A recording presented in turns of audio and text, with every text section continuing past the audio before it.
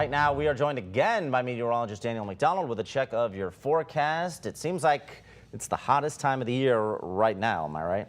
So far, so good, Kevin. Yes, we are at pretty much the hottest point that we've seen, or at least for a few consecutive streak of days that we have seen so far this year. Now that we are officially in July, we've started the second half of the year. We are seeing those temperatures not at their sort of seasonal peak. It's usually the end of July where we, on average, see the highest temperatures. So this is a little bit ahead of schedule and something we'll want to make sure we are staying very aware and updated on for the rest of the temperatures and heat that is yet to come for the rest of this week and the weekend, just so that we are staying again prepared for what else lies ahead and how early on this is turning out to be for the region. Usually we don't see this sort of roll out this way of some very higher temperatures until again around late July, early August, and a few consecutive days now and mornings where we've been in the 80s. That's what it is currently in East Memphis. 84 for that feels like temperature, with winds fairly light out of the southeast. Pretty clear skies and a few more clouds that are expected to start to develop throughout the course of this afternoon. Temperatures elsewhere a bit cooler in the 70s, but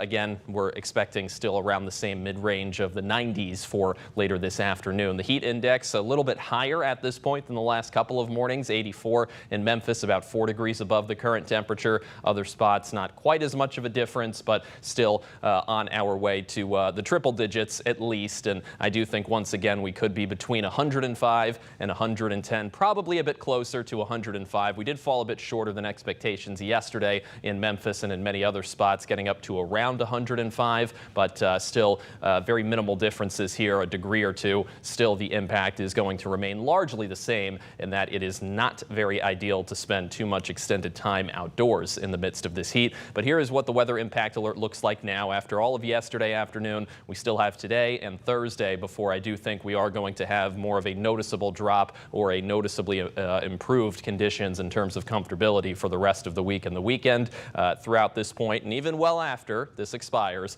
making sure that we stay hydrated, taking breaks inside, lots of sunscreen, and just wearing light, comfortable clothing as much as we can to try and just mitigate the effects of this sort of very prolonged period of high temperatures. Clouds and radar, clear skies once again. I do think we are going to end up seeing, though, for this afternoon and evening, at least a few showers, if not within the mid-south, then in some spots here to our south and east, as again, it looks regionally speaking like the last 2 days where you may think that we don't have any chance of rain, but today the humidity and the sort of chances do spill over a little bit, and I think we're looking at least just a few showers by this afternoon. And then from the evening, we may see from the southeast a fairly organized cluster of storms beginning to approach, though as it moves through the mid-south, I believe we are going to see that very quickly fall apart, and really still nothing more than just a few isolated instances. Thursday, maybe a little bit of a higher chance of something more organized. Friday as well. We're looking at a return here to more so just some very scattered chances. But in terms of severe weather,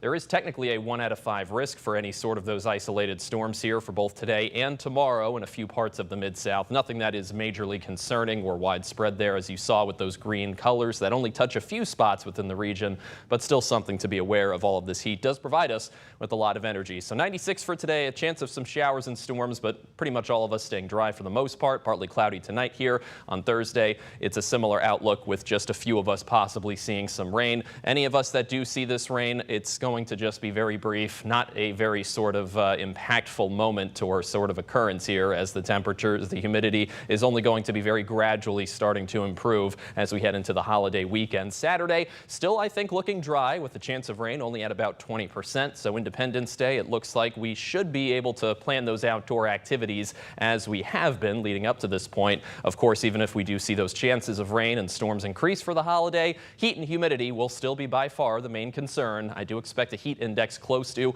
or maybe even a little bit above 100 on the holiday. The rest of the weekend and into next week, we are back to a more seasonal range of temperatures, with rain chances looking higher, at least on a day-to-day basis, by the mid part of next week.